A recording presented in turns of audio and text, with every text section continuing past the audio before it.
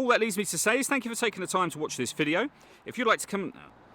Just briefly before we climb inside the car, I think it's well worth seeing the boot space. As you can see, as we approach the back of the car, we have reversing sensors, loads of boot space as well.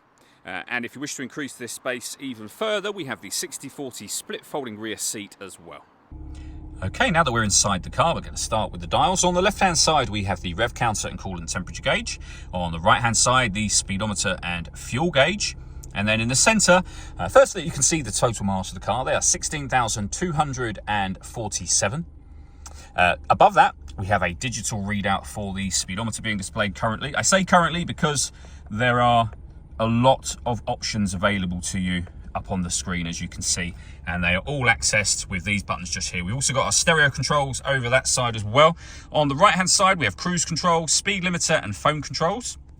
And behind the steering wheel, the minus and plus buttons are so that you can change up and down a gear manually with this automatic gearbox, should you wish to do that. Over in the center, you'll then find the main touchscreen for the car.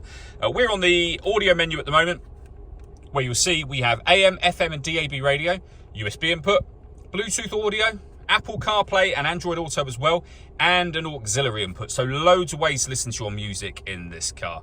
We can come back out to the home screen from here, where you'll be able to access many things, including satellite navigation. So this is Nissan's built-in sat-nav, of course. We've done a video showing how this works, which you can find on our website and YouTube channel.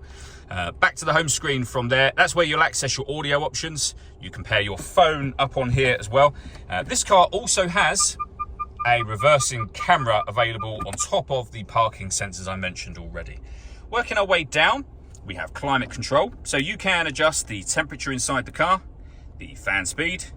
You can determine where you'd like the air to be distributed once it enters the vehicle. And then when you're happy with those settings, that button will turn your air conditioning on and off again, or hit auto.